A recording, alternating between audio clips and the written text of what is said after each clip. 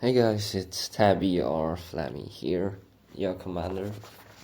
I am sorry that I am unable to attend the Neo Tri-Alliance Clash event with y'all.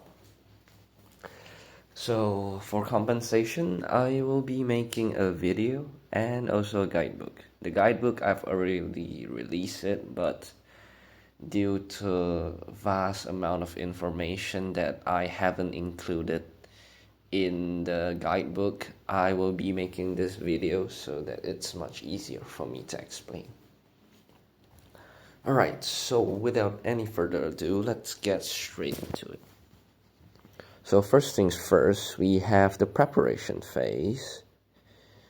So in the preparation phase, before like 1 hour before you enter the battle, you will have something popping up right here. There will be a button for you to preset your squads. So remember to do that before entering the battlefield. Alright, now let's move on. So once you've entered the battlefield, you will enter a grace period of 3 minutes. So you'll be sitting in here. This perspective is from when you're the title guard. And so for this grace period, what you want to do is to check out your opponent. So let's say for the Earth Guard there's 21, but there's some guy with stats like War Daddy, right? And let's say the Storm Guard has 25 players attending this event. So which side should floaters heavily focus on? From my perspective, I think floaters should heavily focus on the side where there's this someone same stats with War Daddy, because we're gonna need more manpower to hold this guy to prevent him from invading into our territory. And then for the Storm Guard over here, it's just like normal players like Fat Stacks, so you don't actually need that much attackers. I mean floaters, yeah, to help you out with attacks and holding buildings.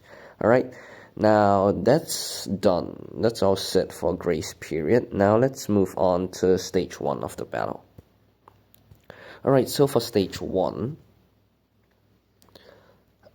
each of the paths I have here, please follow them. Alright, and for floaters, try to collect like these types of buildings that I left out in the routes. They give they give like 60 points per minute. That's like small, but you know, it's still some points, so make sure to get them.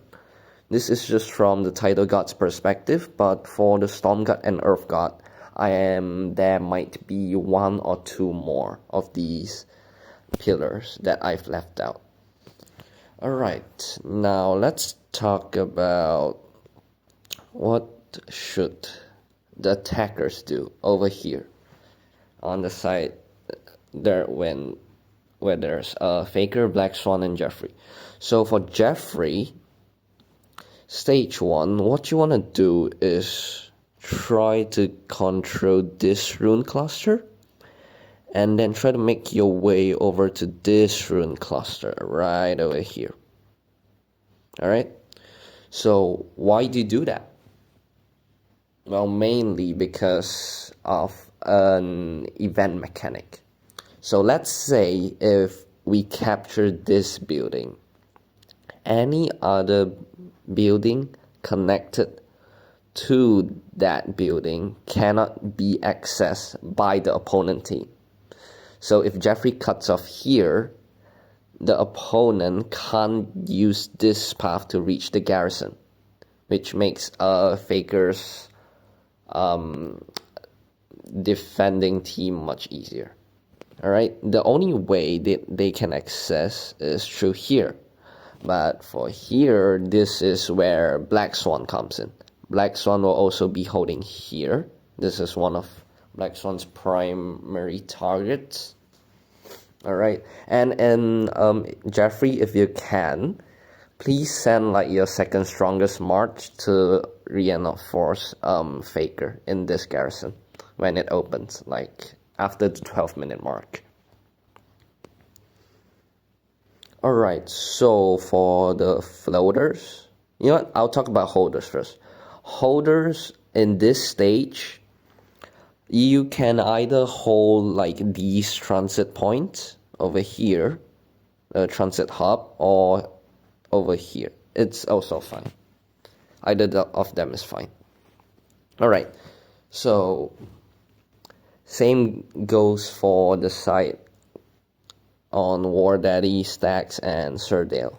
So for War Daddy, mainly you want to take this one, and then you can do whatever you want actually, because you're just attacking, you want to create chaos, so you can try to go deep into these rune clusters, or maybe even like attempt to take their garrison.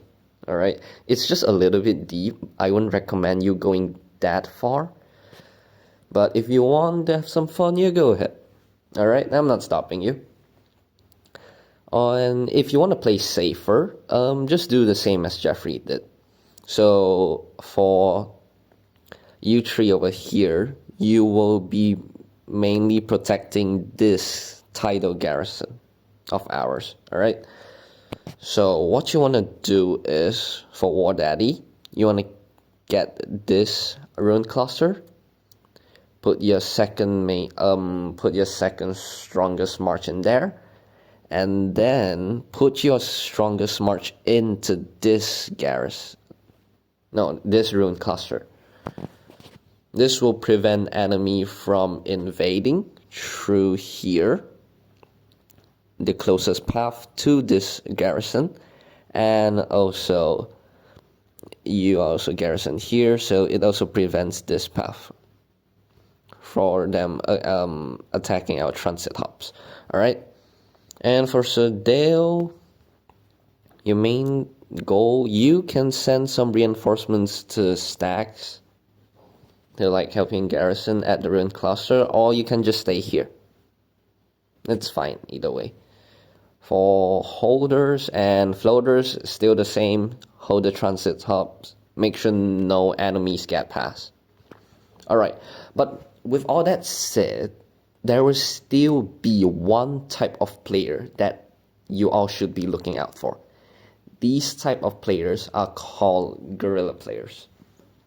They will be using guerrilla tactics, and before I explain how they do it, let's understand how the battle mechanics work. Alright, so here I will include 5 enemies from the opponent team. Alright, and let's say these two are the Caesar Gods.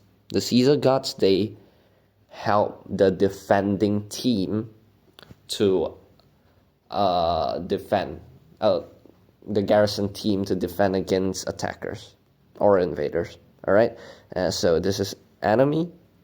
Oops, that's number 1. Alright, and this is us, ally. Alright, so we also have 5 people over here. Oh, that's not it. Alright, give me a minute. Alright, there we go. So the battle mechanics for Tri-Alliance Clash is, let's say in here, the first player goes against the first player. Alright, and let's say they lost.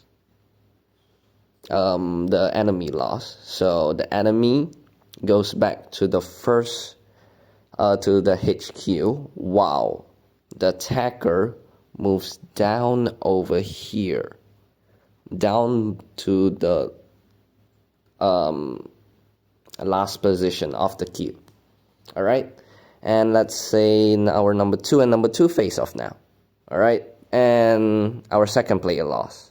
Alright, it's fine. They go back to HQ, and this guy moves down to number 2. So, yep, that's basically how the battle mechanics work. So, How does the guerrilla players abuse this? Well, it's technically not abuse, it's already written in the rules. Like, not rules, tutorial, yeah. So what do they do is, let me just clear some stuff real quick. Alright, so, right now, we have 5 players attacking this building. Alright, so the 6th player that came in, I'm just gonna pull out something real quick. Alright, if you see right here, when there are 5 squads on a queue, you can use energy to make your squads advance and attack nearby enemy buildings. That's how they can just flank your backlines. Yep, and that is those types of players, they're called guerrilla players. That's what you are going to be looking out for. Alright, now that's done. If that's it, stage 2 is done. And a little thing that you could do to help you secure the Sea God Temple when it approaches. So, War Daddy, Jeffrey, I'm gonna need you both to listen very carefully. So, when the Sea God Temple is about to open, both of you send your strongest march to hold these 2 points. Alright? These 2 rune clusters. Why do you do that? Well, because if you do that, you are actually cutting off their path towards the Sea God Temple. Like, you are controlling it. That's they will have to attack you to go to the Sea God Temple. But you are garrisoned that they can't access these transport hubs. Alright? And the only way that they are going to access the Sea God Temple, gain access to it, is by defeating you. Alright? So it just gives your our alliance a little edge when the Sea God Temple opens. Alright? Yep, and that's basically it, guys. So that's it for the tutorial. Well, not tutorial, like my guide. So if you have any questions, you can DM me in Discord. I will reply to you as soon as I see it. But I might be busy, so yeah, the replies might be a bit delayed. Maybe even after Tri-Alliance Clash ended. And once again, I'm really sorry that I can't attend this event with you guys. Well, I wish you guys the best of luck. That's it for me. Alright. Peace.